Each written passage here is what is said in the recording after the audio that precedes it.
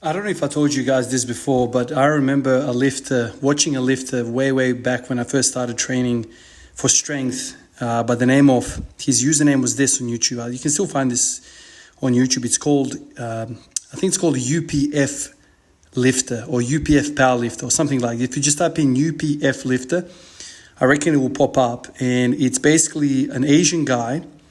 I think he's in his 30s. He might be in his 40s now.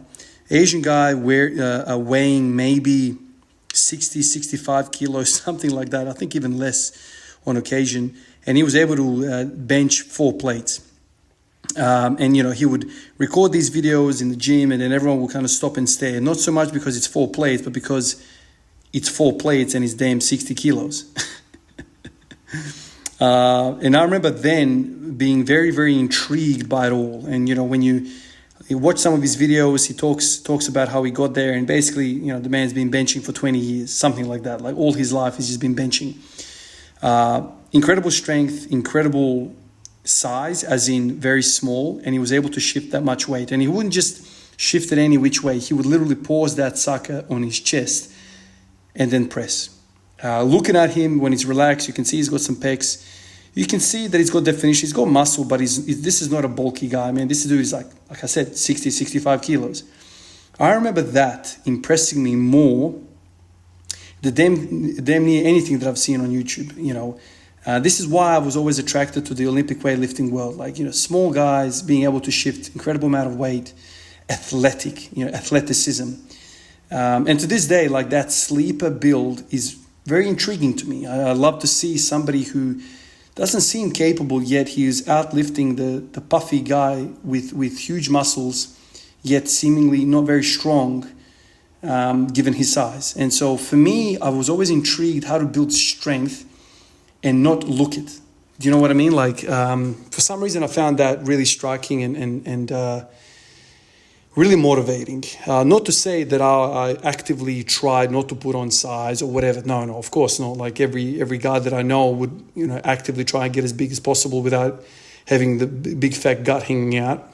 That's just kind of normal when you start training. Everyone wants big muscles. But for some of us, it is hard to put size on, especially if you stay natural all your life. There's going to be a ceiling on how much size you can put on without having a fat gut. Obviously, if you start forgetting about BMI and you completely let yourself go, you can develop some big impressive arms and legs and whatever and big numbers. But to me, it's kind of like less, it's less appealing for me. Not to say that, those guys that do get into the super weights, super heavy weights, that what they're doing is not impressive. It's just I'm saying from what I like to see. Because the guy that's, that I'm talking about, the UPF lifter, this dude is healthy. This guy is not trading in his health card for a few plates on the damn bench. You know what I mean? Like this guy is just simply going about his life. He has a family. He's just a normal dude, but very strong. And that to me is very impressive. And it's really encouraging and motivating because then it kind of makes me feel that maybe I can get to a 4-plate bench without getting pecs so large that I can't even, look down at my feet. You know what I mean? Like it's not that. The next question is, how do you get that? How do you develop that strength? And when you listen to him, he would spend a lot of time doing singles, doubles, triples, but also he did quite a lot of, from what I understand, volume work. He did. He didn't just do singles to get there. So it just kind of makes you wonder, maybe this stuff, if you're a natural lifter, just takes a long-ass time. And time is that function that a lot of us don't really like to play. We don't like time. We don't like to give 20 years into something. We want 5 years and get to 4 plates. And so this is where some of these pharmaceuticals come into play because they allow you to trade in some of that time that you have on this earth for a little bit better results a little bit earlier. But if you stay away from that, you'll probably get there. It's just going to be, you're not going to be that 18-year-old kid benching, 180 with great depth and range of motion and the rest of it. You might be 40 when you get there. Who knows? But when you're 40, you're not going to, be, medicated for your cardiomyopathy secondary to your bloody anabolic abuse. This is something that no one really talks about. They always talk about the highs. But the people that are using are most likely putting themselves at risk of many diseases. That fellow that I'm talking about, he chilling. He's just chilling, man. He's got nothing wrong with him probably.